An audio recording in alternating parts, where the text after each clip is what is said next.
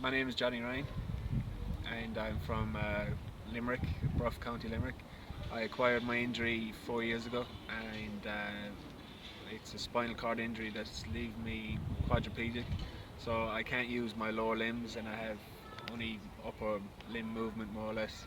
I started direct payments in August last year, and yeah, that's one of the reasons I'm here today because AT Network has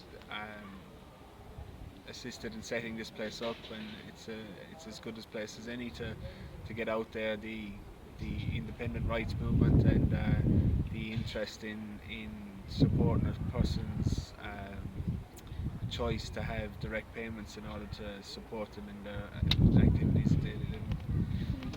And has it made a difference in your life? Absolutely. I'm up earlier up in the morning. I'm in bed later at night. I'm able to take on new aspects like study and plan out things that I wouldn't have had the ability to do before because I would have no control over how my care or how my assistance would have been managed or looked after. So so in turn now it's given me more choice and more independence in how I go about my daily life. And I suppose, what do you think is the biggest challenges facing people with disabilities in Ireland today? Yeah, there's so many. I suppose the recognition of that everybody is an individual and they should have the same rights as everybody else.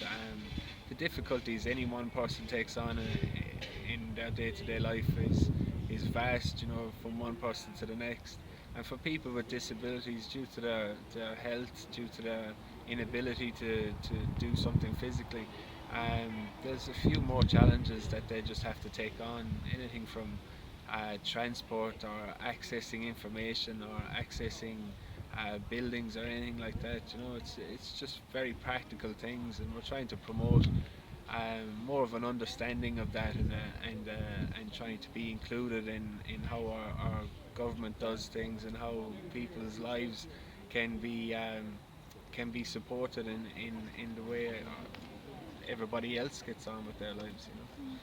And do you think that the government has made too many cuts to It's the most hard vulnerable to people, say. essentially? I'm not in their position to take on cuts or anything like that. Everybody feels the weight of the recession and the fallout from it. Um, what we're looking for is to have maybe a